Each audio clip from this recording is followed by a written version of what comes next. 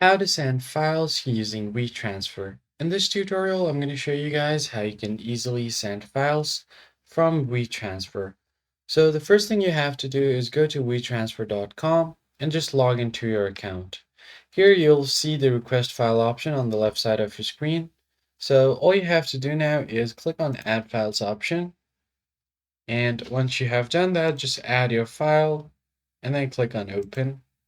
Once you do that, the item will be added.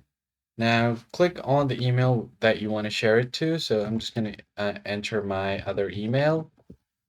And once you have entered your email, just go ahead and click on type in a message. So I'm just going to write in something like here's the PDF file.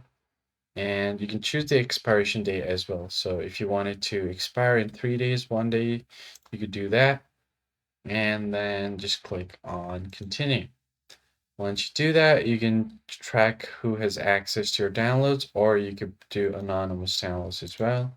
Tap on transfer, and now the other person will now get the email saying that a file has been shared with them.